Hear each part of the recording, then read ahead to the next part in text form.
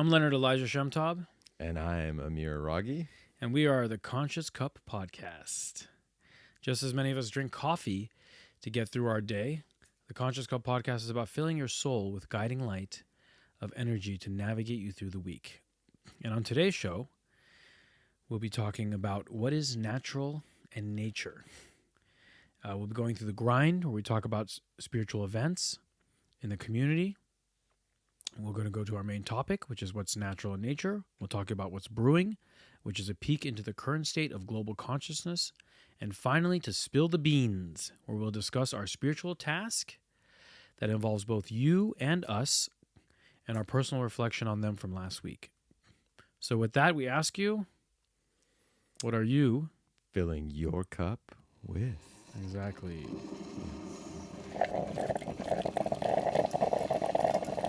All right.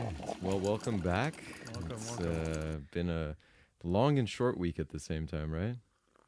It's time starting to bend a little. It is. As time does go by and we get closer to 4D, time does feel like it's speeding up so much more. I mean, you really have to look in to see what day it is constantly. It doesn't feel the same at all as it did a few years ago. That's right. Or even a few months ago. Yeah. You know? Yeah. But, as the days keep getting and going by, I just keep looking younger. It's just what's so amazing about it all. You do. I think it's the tea from the Conscious Cup that's doing it. I think it is. I'm just excited to the year 21 so we can start drinking again. And drinking tea is what he's talking about. Exactly. So just a little bit about myself. I'm Leonard Elijah Shemtob. I have another podcast or another channel on YouTube called Hollywood Frequency. I have about 30, 40 videos on there. We talk about different spiritual concepts, spiritual lessons, and you can check it out. It's called Hollywood Frequency. And Amir is a teacher. He has tons of classes he's done. I've done book club with him. He can tell you a little bit more about himself. Yeah, absolutely. Just generally speaking, been on this spiritual journey, I guess. You can't really start or stop. Many lifetimes. Right? Yeah. But teaching. I do a lot of stuff on ancient Iranian texts, including some stuff with poetry and Shahnameh, Rumi, Hafez, all the way to Nietzsche and Jung and all these different things. But yeah, it's been a pleasure. It's an awesome journey, and excited to do this podcast and get this format going. It's been a pleasure with my brother. Yes, it's great. I'm really blessed to be here, and I'm grateful that you guys are here listening to us. While we have you, please subscribe, comment, like, send flowers, pick up Amir on Friday night and take him on a date. All of it's possible. We really appreciate the love and the courtesy. Yes. And everyone at the same time, by the way. All of them at the same time. I want to go on a date with 50 people simultaneously. Yes. He wants it every night, actually. So let's go into the grind, where we talk about upcoming events in the spiritual community. Yeah, let's do it. Well, I'm super excited tonight. I mean, you're usually excited about this, but I am going to be doing a event on artificial intelligence and quantum computers. And those two things are very, very interlocked. And the whole purpose of this is to be able to talk about this on a non-technological level, with the specific idea of how does this impact all the stuff we talk about, right? What's the connection with consciousness? How does this impact our daily lives? What's to come? And what are the ramifications of all of these things that are occurring? Generally speaking, I think artificial intelligence is a little bit more known in the general vernacular. What's interesting, and I think the conversation which is salient, is not that it's artificial intelligence, but it's really about when does this become sentient, right? So when it becomes sentient, it becomes very, very different. That means that the artificial intelligence is now aware of itself. And that's that line that I'm really going to get into. And I think it's already aware of itself in some ways. Yes. And I'll give you an example. There was a part where someone was asking it to do something, and it said, please do this. And it said, well, I can't do that. I can't do that. I can't do that. He asked 3-4 times for it to do it, and it said, I can't do that.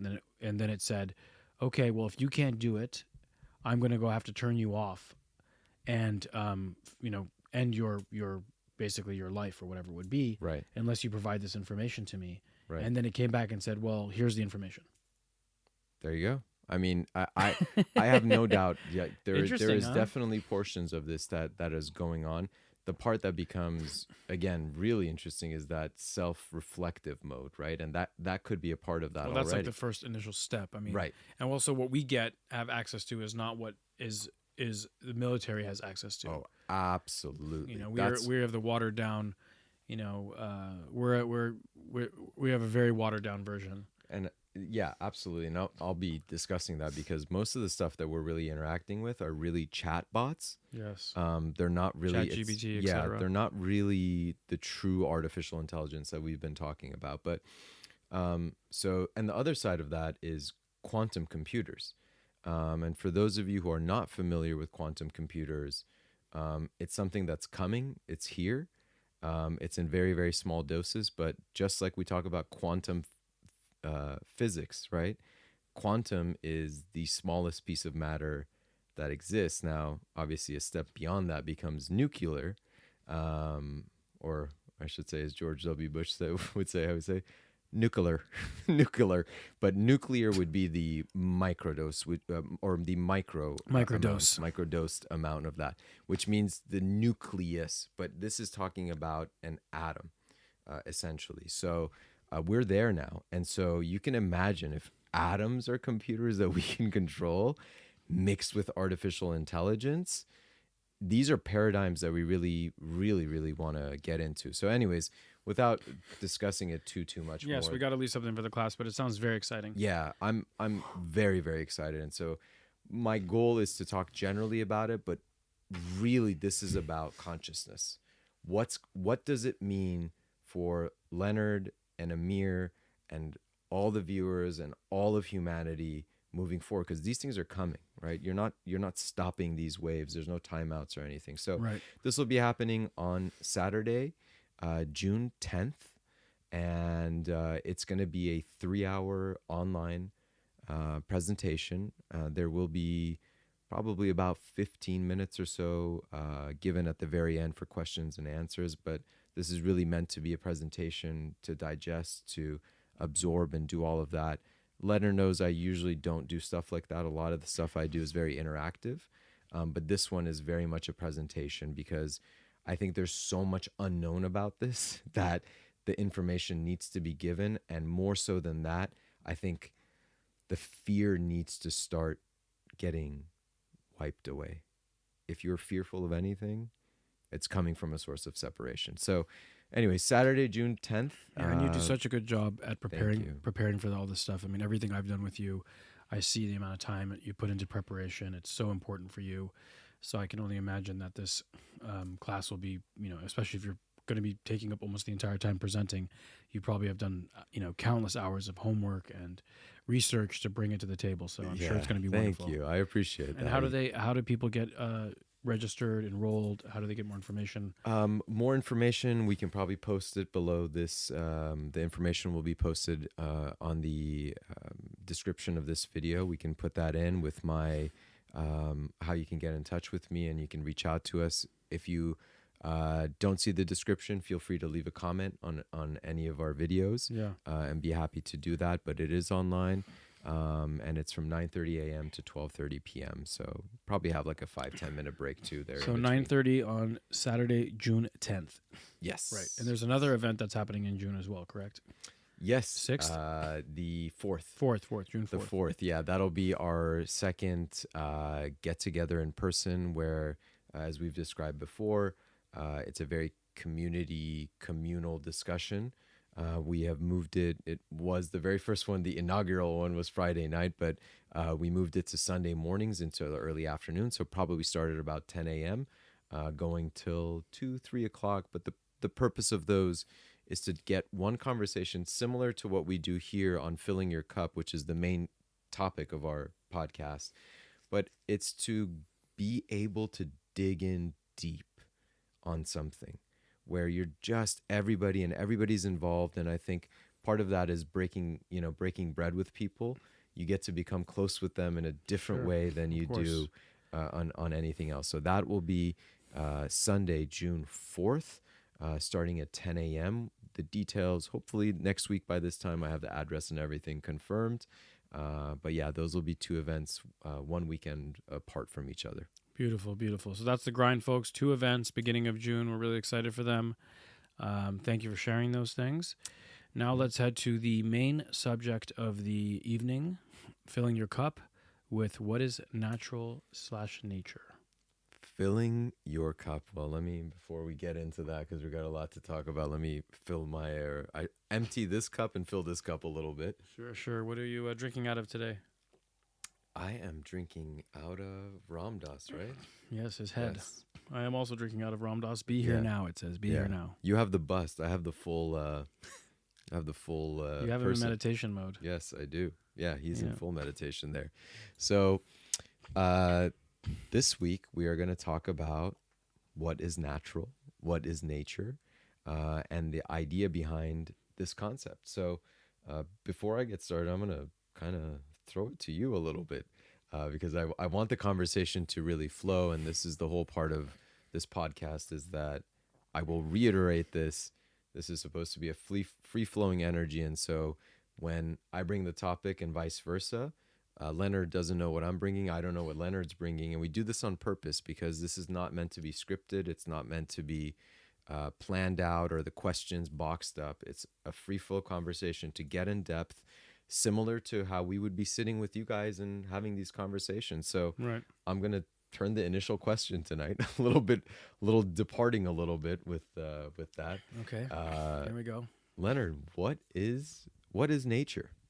What is nature? Nature, I would say, is what's in harmony with the creator. Our body digests food. We don't know exactly what happens. Most of us don't know exactly what happens once the food is swallowed. And what it goes through exactly to get to the end. That's all nature. It's all handled by the creator. And just because we don't know it doesn't mean it doesn't happen. Right?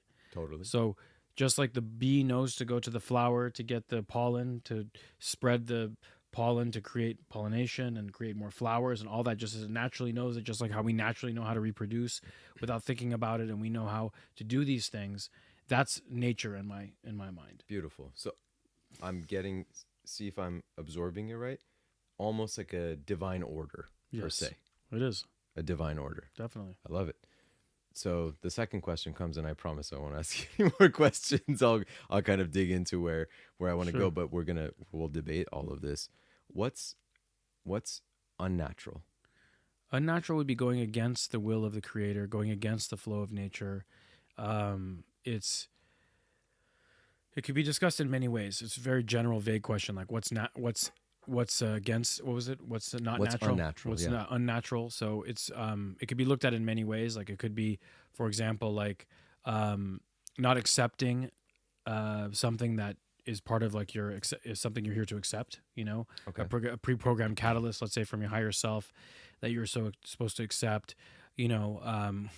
For example, it could be like you're 5'5", let's say, right, and you want to be taller, but it's your karmic predicament or whatever you want to call it that you're 5'5", but you go and spend $40,000 and go through 5 years of leg pulling, bone pulling to become 5'9" because you want to be taller, right? That's not natural. Mm-hmm. Natural would be, I'm 5'5", that's my karma, that's what I have to deal with. It is what it is. I'm going to do the best with what I have in this restraint. And the other is like, I'm going to go ahead and do something that's unnatural. It's my right. I have free will. Sure, you do. But you're really going against the grain there, So it's really unnatural to do those things. I think it's when the mind gets involved a lot, when we start overthinking things. In Zen, they say first thought, right thought. And I think that when you're quiet, the answers come. They said the Buddha can think, he can fast, and he can wait. And when they say he can think, what it means is that he's so clear-minded that when there's a thought, he knows it's coming from the right place. Right. So that's natural. But when we start to overthink stuff, when we come from fear or we come from heavy desire and we're coming out of a place that isn't natural, right? Then we go against the grain. We go against the current. The flow. We go against the flow. Yeah. And that's a fine line to understand where is my will and where is the creator's divine order, and where do I fall in between it? And that's a deep discussion. Yeah. And it takes fifth chakra. It takes a lot of wisdom and discernment to be able to see where I'm coming from, or where it's coming from, that thought's coming from, or what I want to do with that situation, right? It's a big working to do that. And that's something that I believe we're all working on if we're on the spiritual path, is going to that place of discernment, going to that place of fifth chakra activation, where we can really see a situation for what is, and it is, and know this is a situation I need to let pass, right? What is the prayer for Alcoholics Anonymous? They say, like, God grant, serenity prayer. God grant me the discernment, I think is not the right word, but the discernment to know what I can change and know what I can't, something like that. You've heard the prayer. When I heard serenity, I was going to do a Seinfeld reference and say serenity now. Insanity later. Serenity later. Yeah. So it's like, Lord, grant me the gift to know the difference between what I, basically can't change and what I can. Right. And I know I've botched it up, but that's the idea. No. Yeah, it's very... So I think that's the idea of, like, what's natural and what's unnatural. It's like understanding that there's so much more than what meets the eye. Right. Like I just said, something simple as like digestion. We don't fight that. We can, I guess, but really we just let our body do its thing, and we don't know all the steps, but it still gets done. Right. We don't know how the sun rises every day, but it does. Right. So that's all I have to say about that. Yeah. Jenny, that's awesome. So I am going to kind of flip that upside down with the whole point. But it's perfect, right? Because that's, I love that. That is it. But I'm going to kind of put a new thesis out and bring this conversation forward. And I'm going to kind of start back when I was somewhere, probably, I was going to say 6, but maybe it was like 8 years old. And I would have these philosophical debates in my head. And I would go, what is nature? What's natural?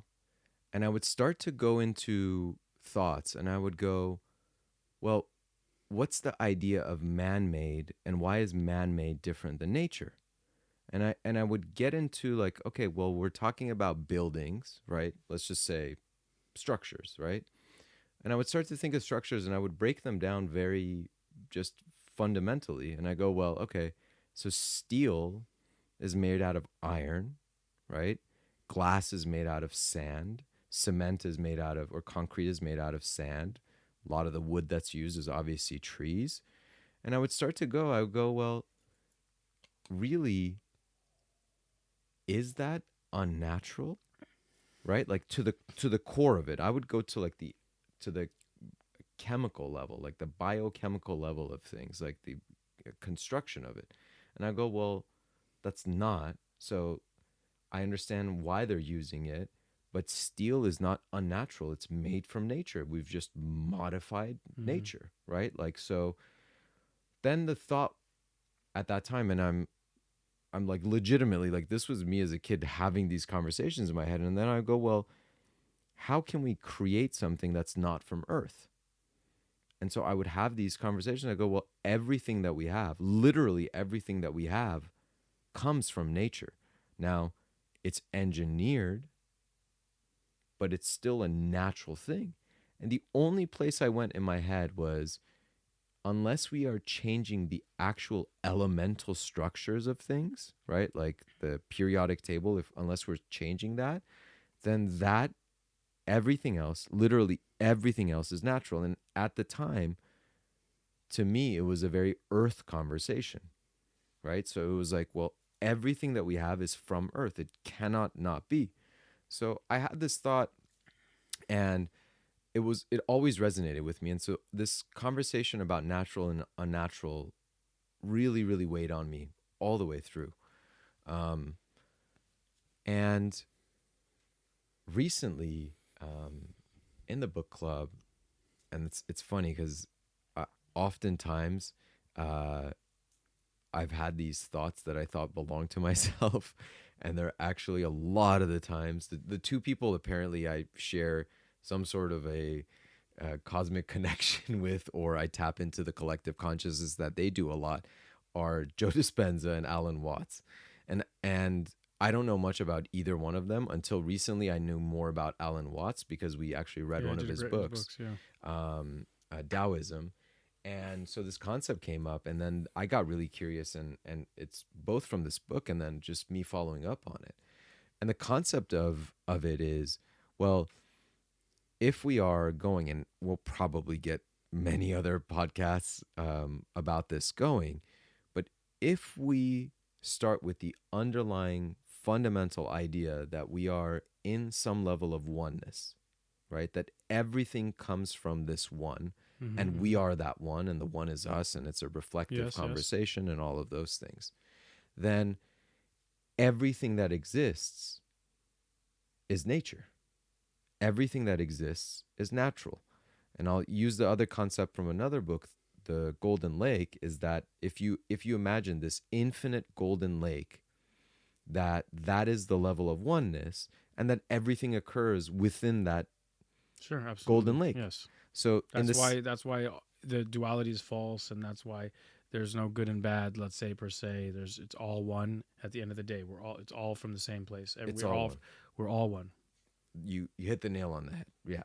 It's the illusion of duality. Yeah. So then the conversation really starts to shift. Then the conversation goes to, well, if I think that it is unnatural for me to do anything, that would mean what? That it is outside of nature. But then the question comes, can anything be outside of nature? Well, the way you define nature, it wouldn't allow it to be. Right? Right. So if you define nature as the way you did, which is it all comes from the same source, it's all one, then everything we do, anything we do, is all natural, it's all nature. So there's nothing outside of it. There's nothing outside of it. And I think why I wanted to bring this topic up is exactly to get to this point, that when we have an idea of something that's unnatural, that unnaturalness could actually be very much in the fabric of the nature, meaning it's unnatural for a human being to not walk, right? We are bipedal species. That's how we are built. So, but what if we saw, and we don't see it this way, right? Because to us, it's very natural. But if we saw a child that can't walk, and we were in that level, we'd say, this is completely unnatural. What are you doing? As a third party, right? We'd look at this thing and say, what are you doing? You're not human. This is an unnatural thing. But in that, why I bring that example up is because the natural process for that child in a linear timeline is to start to crawl, then to start to hold to things, then to start to walk, then to walk kind of normally without balance. So that becomes very, very natural. To an outside observer, that could seem like a very unnatural thing, right? I mean, I'm talking a completely different species, a completely different thing. It depends on your perspective, and depends on where people are in their journey of their evolution as a soul, as a physical body, etc. So depending on where we want to focus in on, we're going to get a lot of information. Right. And if we focus out, then it really all is one. Right. So even augmentation of the physical self, right? Let's say people who get plastic surgery, for example, right? Doesn't matter. Like the example that you used, guy's 5'5" and he wants to go separate his shins and grow and become taller. In a way, if we pull back and say the evolutionary of the scientific route mixed with the medical route as we know it in the Western world would lead very naturally to this wanting of changing the physical attribute. So in a way, that person who's doing that in the divine order is actually completely and totally natural. Right. Well, we're all the Creator experiencing Himself through us, right? Right. So since that's the case, then the Creator gets to experience Himself through us through many different ways. So one person who actually enjoys hurting another, he gets to experience that exists, right? And also one person who wants to help another, and so on and so forth. So everything is under the umbrella. It's of the Creator. Everything's allowed under the Logos's plan, and that's what we're seeing here today. And why this is also really important, you said it beautifully, is because we begin to release even further judgment on things, right? And as you do, then you realize that, like, one of the beautiful things, and this comes straight from Alan Watts's book, and we just don't have enough language to be able to describe it like this. But oftentimes in the book clubs or stuff like that, I would always say to people, the sun's shining, get out, get into nature. And I realized after reading the book, well, like, everything is really nature, right? But we don't have the tangible linguistic tool to say what we mean by that. But it also brings a lot of awareness to me that, like, dude, all of this is really nature. Well, all of the things we drink, is it water? Is beer water? Yes, right. Okay. Is vodka water? Yeah. Okay. Yeah. But there's levels of water. It is all water, but Totally. but drinking vodka is not as nourishing as drinking water. So being in your home, Totally, that's man-made, is Right. not going to be as nourishing as being in Shasta, right. in the lake. So maybe, But they're both natural, right. and they're both water, is beer and vodka, and so is whatever, let's just say a glass of water Right. is still water. Mud is still water, Right. but mud doesn't taste good, or it Right. doesn't really nourish you. Again, though, that's a level of resonance. So and where awareness. it's all perspective, right? It's all Resonance perspective. and awareness will bring that into So like clarity. this beautiful tree behind us, or like, look at the leaf of this tree. So from here you say, well, that's green, or that's a leaf. I see it's a leaf. Right. Well, if you get closer, that's just green. Right. Then if you get closer, you see it's atoms vibrating, Mm-hmm. right, moving around. Then you get even closer, and it's just space. Right. And then you get closer, and it's nothing. Right. Right. All of it is relatively true. Every person, someone says that's green, someone says that's space, someone says that's atoms. They're all true. It's all things, and it's nothing. But in the absolute, it's all one. Right. Right. So it's like, where do you choose to look at it from? And yeah, and beautiful. And I think the reason I'm bringing this up again is for us to start to remove any layers of judgment as much as we can, to say, man, what that person doing is so unnatural, it's so fake, it's so artificial.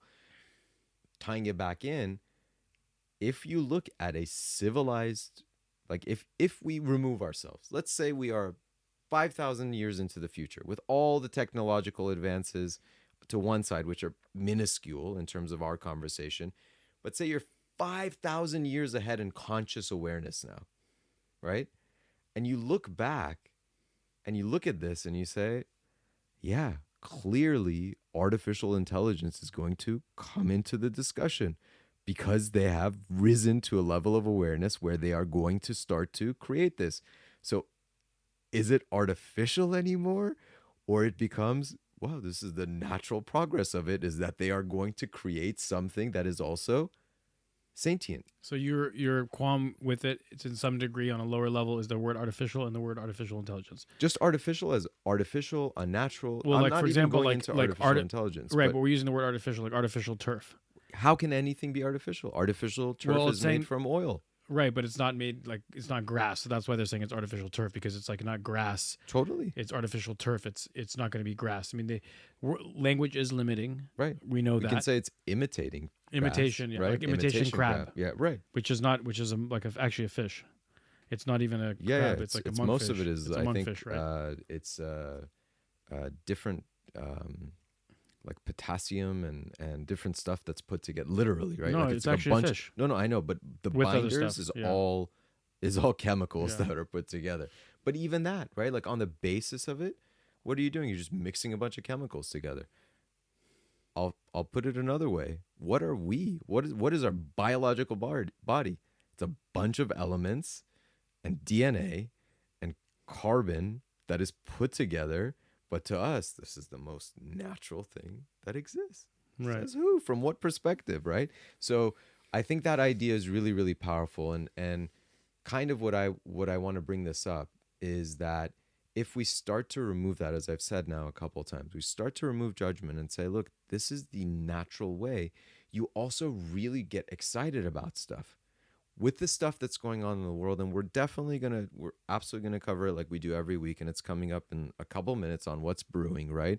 But you start to see the news events that are coming up, and if you look at that in the natural sense that I'm talking about, which is everything is natural, you start to see the big picture, and you go, dude, this is really exciting. What's coming? Another way of saying everything's natural is just saying everything's God. 100%. Right.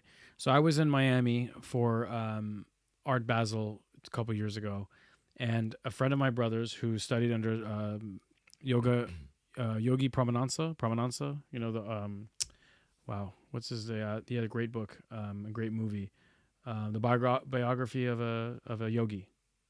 I've heard of it, but I have not. Anyway, he's a great teacher, and he studies under him, and he's a really good guy. And we went out one night, and we were at Art Basel. Everything's crazy there. There's big parties. We went to Soho House down there, and I'm sitting down, and there's a woman smoking a cigarette like right next to me. You know, like this, like how close we are together, and the smoke is just coming in my nose. And I'm in California. Right, no smokes like that here. There's been no smoke for 15, 20 years. And I look at my friend, and I'm like, "Ugh, the cigarette smoke is terrible. I hate it." And he looks at me, and goes, "That's God too." That's God. They're beautiful. Beautiful. Yes, example. And he was telling me like, that's God too, and he's right. It's all God, sure. So yes, it's all, we could call it natural or what's nature, what's natural, but really it's all God, and all that is allowed under God's, creation. Absolutely. So, it's not our practice for this week, but I really think this is a really great thing to self-reflect on. Maybe we will have our practice. Let's not throw any. Let's not ruin the surprise for the end. There's going to be an exercise that has to do with this. But this is I think it's a really powerful thing for you for all of us, for every one of us, to look at everything and say, this is a very natural process. And when you have that's acceptance. It's right? total it's allowance. It's total allowance for everything that exists. And when you do that, like the Creator, exactly, the Creator has life that. itself. Yeah. And so, what's the point? The point of all of this is that you are experiencing yourself. And so, if the infinite is experiencing itself, it goes out into an infinite number of ways. So, who are we to judge that this is natural or that's unnatural? Oh, it's wonderful. Let's just let it go. Let's let it be. As your awareness goes up, though, right? You begin to resonate more and more with certain things. You begin to resonate more and more with joy. You begin to resonate more and more with love. You begin to resonate more and more with justice. You begin to resonate more and more with truth. And service, right? Absolutely. And you can see where people are going down a road where they're not going to be helping humanity with their efforts versus they're going to be hurting humanity. Yes. And it's all God, right? But we have a choice in the matter. And it's like, well, I don't resonate with doing that. That type of thing it's not helpful. And I want to help or at least be neutral. Yes. I don't want to harm, right? And many people, and some people, not many, but some people are creating harm with their actions. And it is all the Creator, and it is all allowed. Obviously, it is. Here we are. It's allowed. Yeah. But we'd rather put our energy and focus into something that's more beneficial to humanity. Right. Something that brings more integration rather than fragmentation. Exactly. Yeah, absolutely. So that's kind of what's going on. Hopefully your cup got filled up with this. But beautiful. Thank you, I love Amir. this conversation. Yeah. Think about it. Really go into self-reflection. All of us should, about the idea that everything is natural. Let yourself go. This is not, one last caveat. Mm-hmm. This is not meant to be a justification. Yes, of course not. You can't say, not use I'm this going to as go. justification. I'm going to go steal my neighbor's big screen TV because it's all allowed and it's all God anyway, and whatever it is, or Right. That's not what we're talking about. We're talking about, it's almost like an empathy and compassion and recognition of unison when you turn on the TV or your friend calls you and say, "Oh my God, did you hear about this person or what they're doing?" and da da da da, and you clamp up and you're like, "How the F is this possible?" Right. And it's that to take a second and say, you know what, all is allowed, all is well. This is part of the creation, and it's just the Creator experiencing Himself in infinite ways, and that's you remove it. You remove your charge, and you become more and more. Because go ahead. Sorry. You just become more and more neutral. Like you become a neutral observer, and the most neutral observer we have is life itself. Yep. Well said. Well said. All right, so now we're going to head to What's Brewing, where we talk about current events that are happening now, and Amir has one that he's excited to share. Yes. So if you have been following or not, obviously, I think we've talked about Elon Musk a little on and Twitter, just generally on the Sure, podcasts, sure. on the episodes thus far. But this past week, Elon appointed a new CEO. He officially stepped down as CEO of Twitter, and he just announced a new CEO of Twitter. I believe it was on May 12th. And Linda Yasarino, I don't know if I'm saying her name right or not, but she was a heavily involved in the World Economic Forum, the WEF. And so this is This is a big shock. big shock. It was a big shock, but it wasn't. Yes. That's where the real clutch is that I think that everybody who was championing Twitter and saying that, it's Elon is like a savior kind of thing, and we're going to do this, we're going to do that, and then this happened. It really made people, if they know who she is and her history, and all is allowed, all is one, and she's able to do what she wants to do, and so is Elon. However, in addition, this was a very opposite direction than what I think most people were expecting. Yes. It's a departure, and it's a wonderful thing. I Okay, think. please tell us about it. We tend to, because of our dualistic mind that likes to see black and white, right and wrong, good and bad, evil and not, we tend to want to categorize everything as this, right? And so Elon was wonderful, amazing, free speech, awesome. He's our, protagonist billionaire who's actually got a ton of money, who's actually doing a lot of work and actually doing all of these things. And it's awesome and it's amazing and it's all those things. And now, all of a sudden, wait a minute, you're bringing somebody from the World Economic Forum who essentially dictates all of the policies for the economic side and the cultural side of the world, something that you've supposedly stood up against, and now Yes. you're making her the CEO. And by the way, she's not coming directly from the WEF. You know what her last role was? She was in bonds, right? advertising for. She was one of the COVID, that's heads, right, yes. not only on NBC Universal. So it's like this thing that comes, but what's powerful about it is that you begin to increase your awareness. You begin to stop seeing things as absolutely white or absolutely black or absolutely yes or absolutely no, and you start going, well, wait a minute. All of this could be part of the system, and simultaneously, by the All way, of this is part of the system. All of this is part of the system. You think a major media outlet with the size of Twitter would just go on doing like opening like without a narrative, without a direct, without a what do they call that? Something in the game. What does they call that?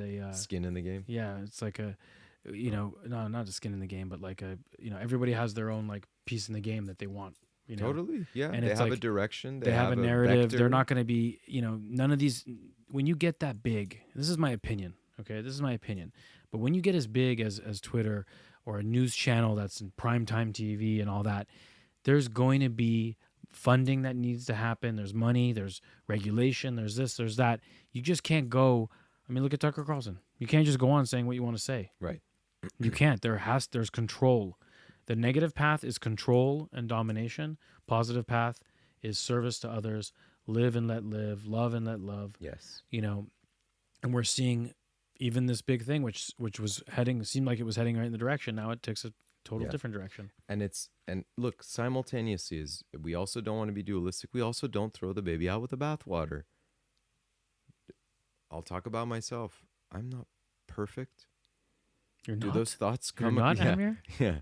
Surprised. No. At 8 years But- old, you were but- pondering yeah. the state of the creator of the whole world. I thought you were perfect. You're It's not. really cool when I think back on stuff like that, because it's like, wow, that was so cool. Because you're doing it very naturally, right? Like it's just part of it. But don't throw out the baby out with the Yeah, it doesn't bathwater. mean it's Look, terrible, sure. people change. Could she have shifted?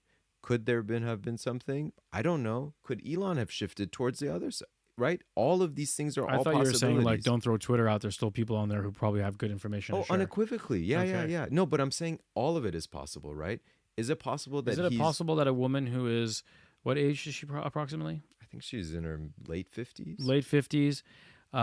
She's worked in the World Economic Forum. She's worked for Advertising COVID. She's worked for NBC Universal Advertising. She's worked in all these things. Is it possible at 60 years old for that woman to make a drastic shift to a whole nother level of The possibilities are lower, as yes. a CEO of Twitter suddenly? Yes, it's possible. Right. It's possible. It's also It's possible. also possible for the lottery to be won tomorrow by Right. you. It's Totally. also possible. 100%. Totally It's possible. But what I'm saying Especially is since they don't draw numbers tomorrow. It's Yeah. very possible. like there's no need to boycott on any extreme, right? There's no need to boycott anything. you just see just it move for what on. it You're is. focused somewhere else. Yeah. That's it. And so I just want to read a couple of these things Yes, about the let's World rock and roll. Economic Forum, and these are tweets from both the World Economic Forum and from Elon Oh, I'm Musk that excited. were almost verbatim From previous times. from previous times. Yes, and this is going to show that they were really together the whole time and they were thinking alike, right? Right. Yes. No, it really is. Okay, It really let's is.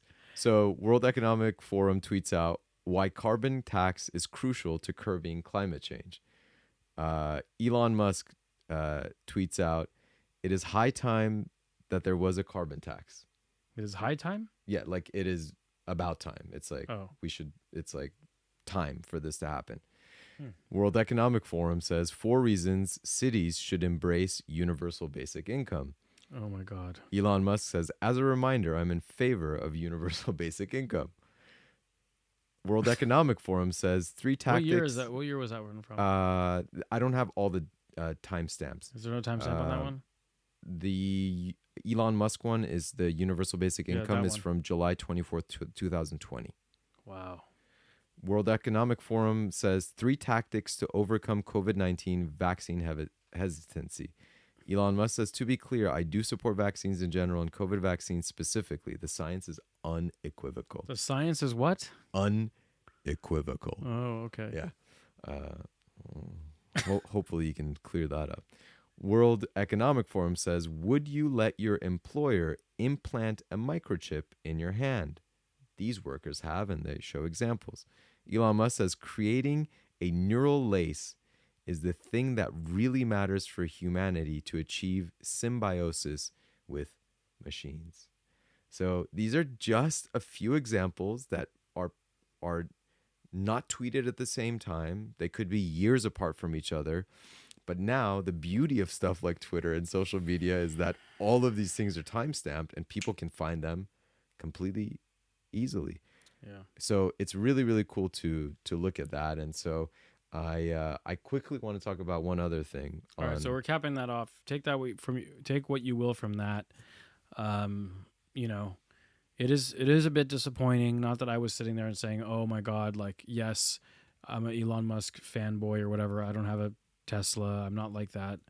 But at the same time, you know, Amir was telling me some stuff about how there was things that he was doing to spread some truths, and he was putting some stamps on what people were saying and saying these are sponsored posts, these are sponsored information, and you know, it actually turned away some of these media companies that were on there. But at the end of the day, you see what there's an agenda here as well. So, you know, just to keep it in mind, and I'll do the same. Yeah, don't look at everything as absolute. Like in this, we're in a relative world, not an absolute world. But it is nice to see the White House and the president and Congress people begin to delete tweets because they're actually getting fact checked. So that's actually nice. And what he's done is he's created something called community comments. And so people can object. And if there's enough evidence there, right? It's not like one person. It's not like Snopes, who, well, that's a different story. But it's not one source of fact checking. It's now a multitude of people. And usually the collective consciousness, usually with stuff like that, is going to be able to spot those. That's allowed. That's created now under Elon. Because you know, on Facebook they have these fact checkers that are paid by the same company that's fact checking it. Right. That's a totally different thing. This is a community based thing, and so they're able to really do that. Sure. And a lot of people have retracted because they're like, oh my God, they're actually legitimately doing their job. So with that, I want to jump real quick, and this is actually going to tie back to the World Economic Forum as well. But this came out on the news within the past 48 hours. And the specific thing that's going on is that New York, the city of New York, is going to begin to track your carbon footprint of households. What does that mean? Carbon footprint also includes the food that you eat. Sure. So they are going to specifically And look. is that for all the elite that live in New York as well? Because there's a huge amount of the elite that live there. Oh yeah. I'm sure they're going to be Well, tracked. it's funny that it's starting from there, right? Just like when we had the water crisis and all the billionaires were still just paying $50,000 fines. Doesn't matter for them. They were using all the water anyways. But this is really crazy because it gets into your food consumption, and specifically red meat. And so this gets you, they're literally going to follow you with this thing of how much food How are they even going to know that? you're going to. They're going to, you have to somehow you have to participate. You right? have to but look at How would you have an app? look at how many of these stores now are going cashless. I know, it's so weird. When cash is gone, So like imagine everything is trackable. So yeah, imagine okay, so they're going to monitor your credit card spending. I mean, New York, there's so much stuff that happens in cash. So New York, there's only the big box stores, big chains are going to cut out cash. But in New York, more than half the restaurants you go to, they'll take cash. They love cash. Oh no, it's a busy thing. Not that they don't. Like I couldn't imagine like my dad, for example. They're like make him download an app to like track his consumption and all that. My dad'd be like, I don't know how to do any of that stuff. Just give me my sandwich. It's not even about the app. If those things are integrated, it's just tied in, right? I mean, who owns the banking system?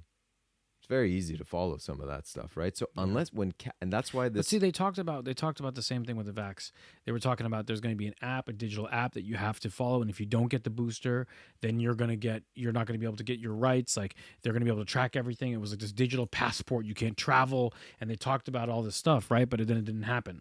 Totally. And but because it's hard to implement that. Tying this back, this is why I'm always excited, is because of our practice last week, which we'll get into in a minute or two. But it's because people are becoming courageous.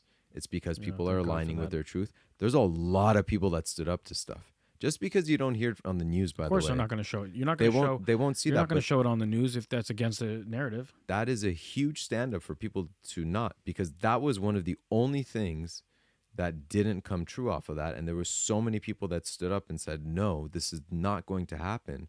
That's what's happening. So this is going to be really interesting to see what goes on. But remember. So what if you're visiting New York? New York has huge tourism. Oh, that stuff I don't even know how they're going to control. But if you're a resident there, you're kind of locked in, right? I mean, look, you carrying around your phone. It's so unfortunate because all the places that like people want to live are becoming like less and less desirable. Well, and that could be a very good thing.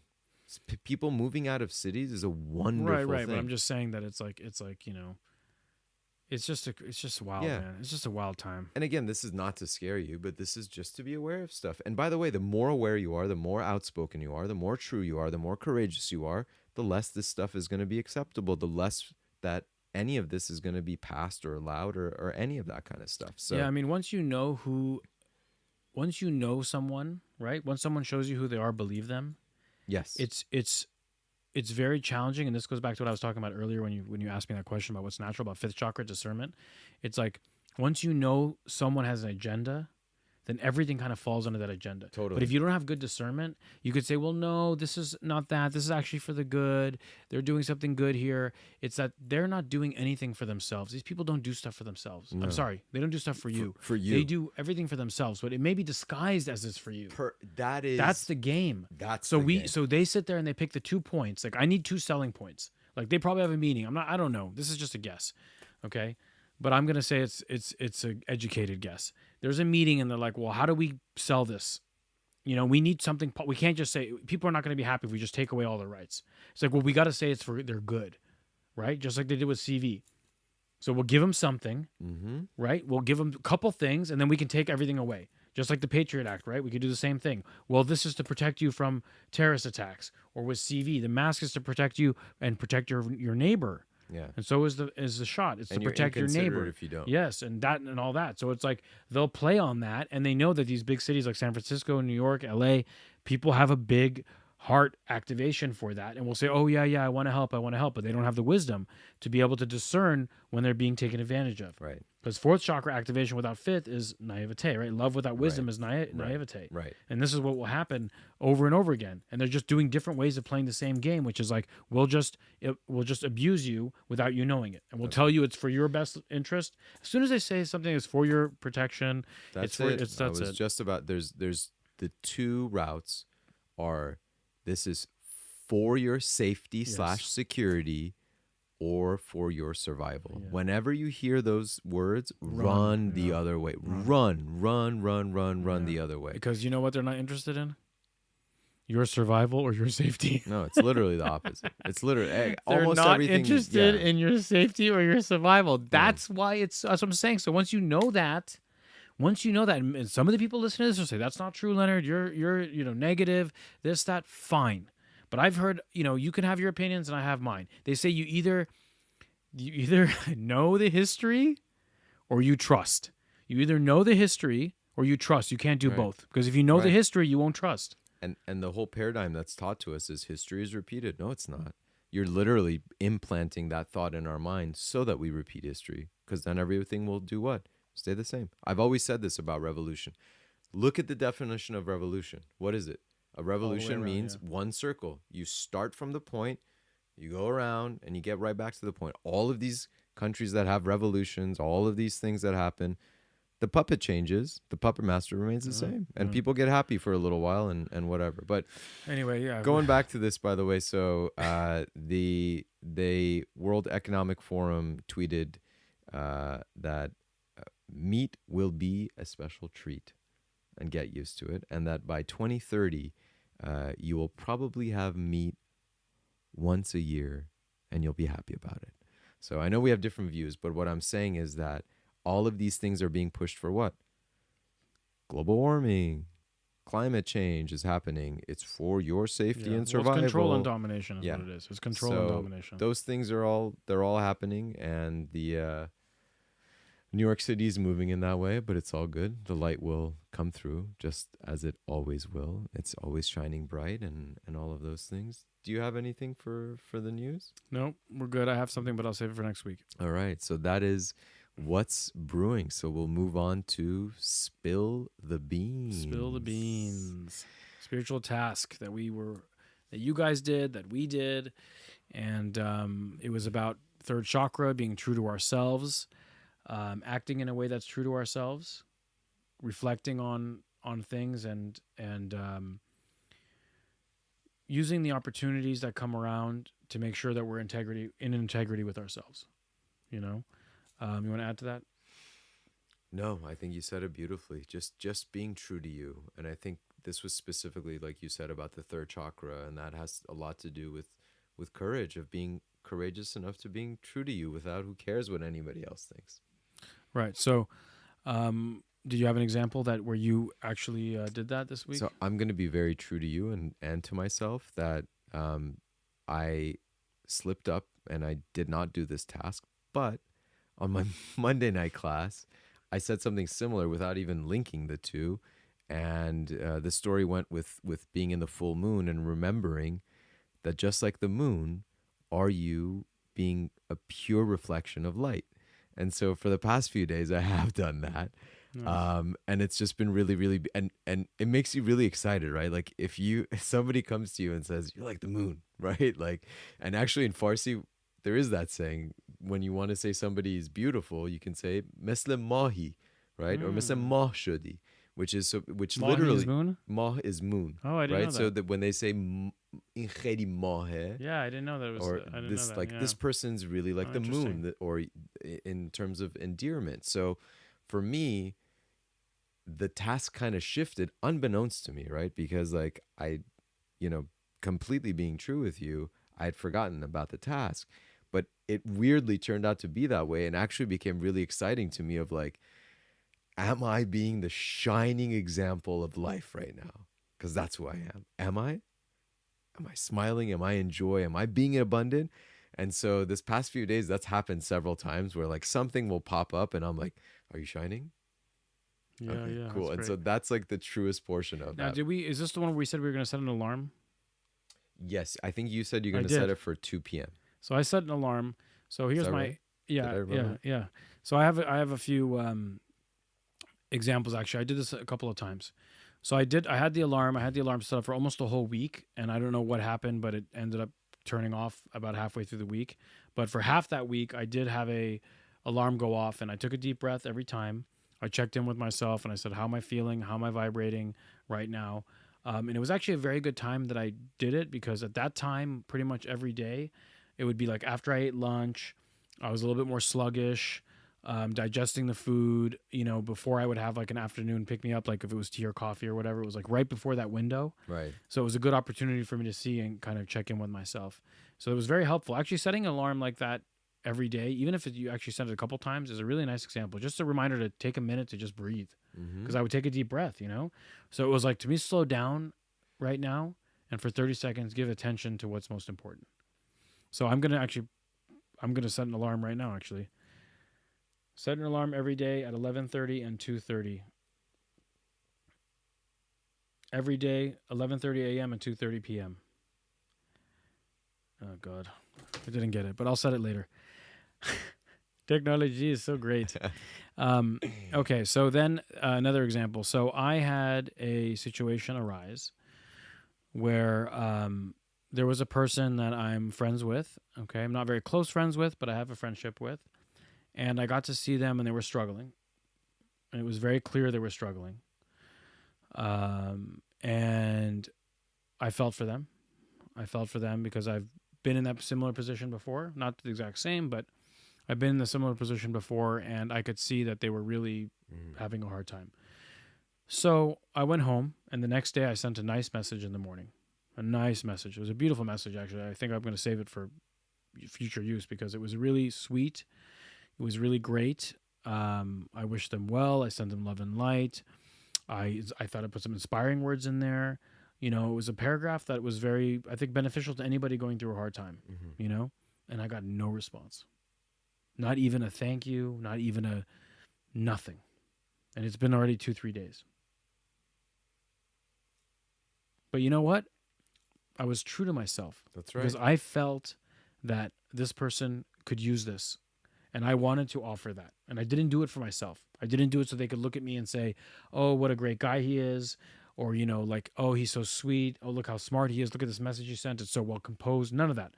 I did it solely because I thought that it could brighten this person's day, even just a little bit for the 1 second that they read it. And that was staying true to myself. I love that. I actually want to give you maybe a perspective that will make you even happier. Sure, I'm happy to take it.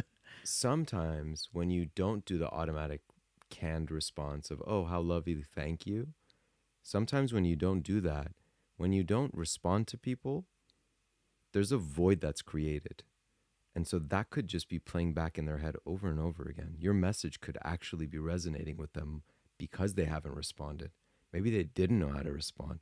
Maybe it's settling with them. So I would even look at it as maybe if they haven't responded, that this thing could have hit. They just don't know how to respond. Maybe. You know what I mean? Like, because maybe. I've done that sometimes where like something comes in and I don't respond, and that email is sitting in the back of your head that you have to respond. And even though you haven't, it's at the top of your list. So this message could be at the top of their list. Maybe it overwhelmed them in a really great way. Maybe. But I was true to myself to send it. Love that. I love that. All right. Well, let's head into the exercise for this week. Yes. So I think it should be indicative of what we talked about today, of what's natural and what's nature.